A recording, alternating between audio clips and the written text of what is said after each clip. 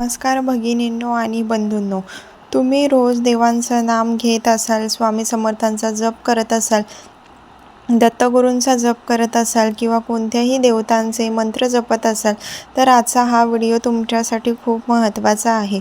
कारण अनेक जण वर्षानुवर्षे जप करतात, माळा करतात, उपवास करतात, पण तरीही त्यांना मनासारखं फळ मिळत नाही, इच्छा पूर्ण होत नाही, घरातील अडचणी कमी होत नाही, आर्थिक समस्या तशाच राहतात आणि मनात प्रश्न येतो की इतका जप करते, इतकी भक्ती करते, मग माझ्यावर कृपा का होत नाही?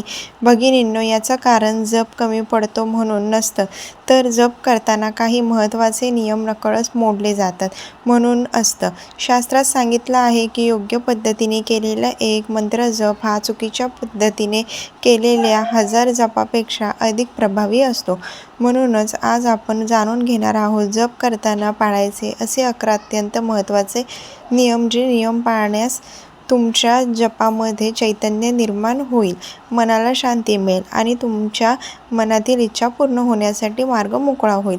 म्हणून हा व्हिडिओ शेवटपर्यंत नक्की पहा, कारण शेवटचा 11वा नियम असा आहे जो बहुतेक लोकांकडून नकळत मोडला जातो आणि त्यामुळे त्याचा जप निष्फळ ठरतो. चला तर मग सुरुवात करूया. पहिला नियम म्हणजे श्रद्धा आणि विश्वास. भगिनींनो, श्रद्धेशिवाय केलेला जप म्हणजे तेलाशिवाय लावलेला दिवा. तो काही काळ पेटलेला दिसेल, पण त्याचा प्रकाश टिकणार नाही. अनेक वेळा आपण जप करतो, मनापासून शंका असते, माझं काम खरंच होईल का? माझी इच्छा पूर्ण होईल का? देव माझं ऐकत असतील का? अशा शंका जपाची शक्ती कमी करतात. जप करताना मनामध्ये पूर्ण विश्वास असणे आवश्यक आहे. ज्यावेळी आपण श्रद्धेने नाम घेतो, त्यावेळी ते नाम थेट देवापर्यंत पोहोचते. स्वामी समर्थांवर विश्वास ठेवा. त्यांना तुमच्या समस्या माहितीच आहेत.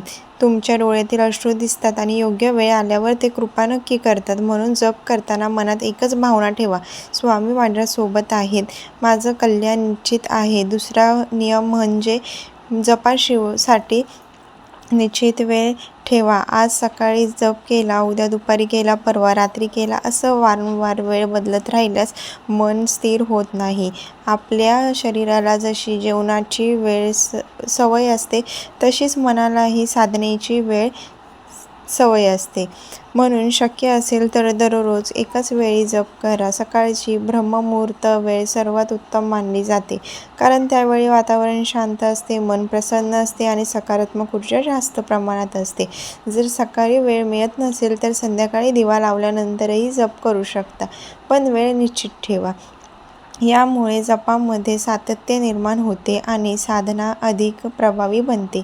तिसरा नियम म्हणजे स्वच्छता. स्वच्छतेशिवाय साधना पूर्ण होत नाही. जप करण्यापूर्वी शक्य असल्यास स्नान करा, स्वच्छ कपडे परिधान करा.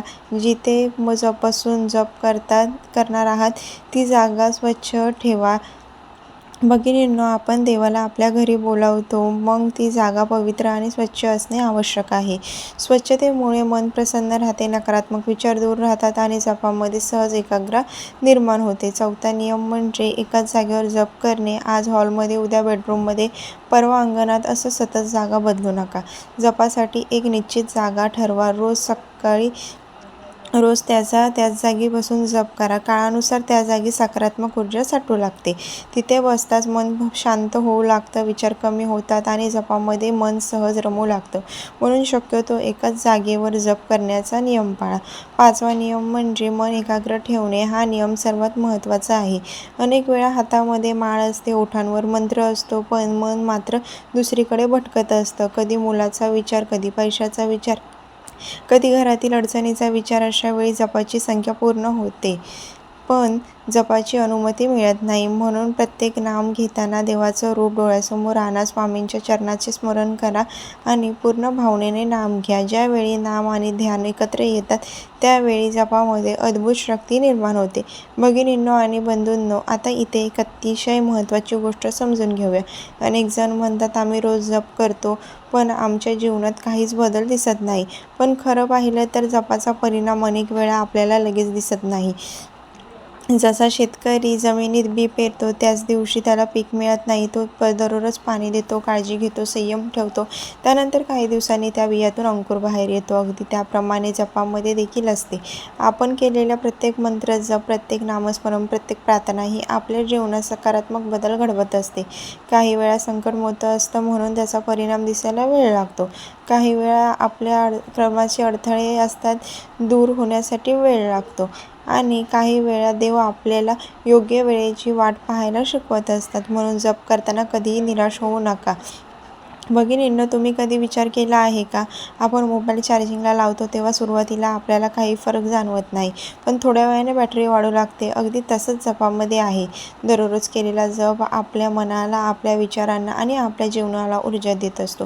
ज्यांना सतत चिंता असते, भीती असते, नकारात्मक विचार येतात, अशा लोकांनी रोज नामस्मरण केल्यास मनामध्ये एक वेगळी शांतता निर्माण होते.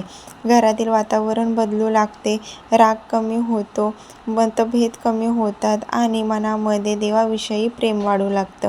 आणि म्हणून जपामध्ये उद्देश फक्त इच्छा पूर्ण होणे एवढाच नसतो. जपामध्ये उद्देश मन शुद्ध करणे देखील असतो. जेव्हा मन शुद्ध होते तेव्हा देवाची कृपा अधिक सहज प्राप्त होते. भगिनींनो, एक गोष्ट नेहमी लक्षात ठेवा. जप करताना दुसऱ्याशी तुलना करू नका. फलाना व्यक्तीने एवढ्या माळा केल्या, त्याचं नाम झालं, आता माझं का होत नाही असा विचार मनात आणू नका. प्रत्येक व्यक्तीचे कर्माचे फळ वेगळे असतात, प्रत्येकाची शिक्षा वेगळी असते आणि प्रत्येकाला कृपा मिळायची वेळ देखील वेगळी असते. म्हणून दुसऱ्यांकडे न पाहता आपला समाधान सुरू ठेवा. स्वामी समर्थांची अनेक वेळा सांगितलेलं आहे, भिवू नकोस, मी तुझ्या पाठीशी आहे. व्हिडिओ कसा वाटला कमेंट बॉक्समध्ये नक्की सांगा आणि आपल्या जवळच्यांना हा व्हिडिओ नक्की शेअर करा आणि कमेंटमध्ये श्री स्वामी समर्थ, जय जय स्वामी समर्थ लिहायला विसरू नका. श्री स्वामी समर्थ.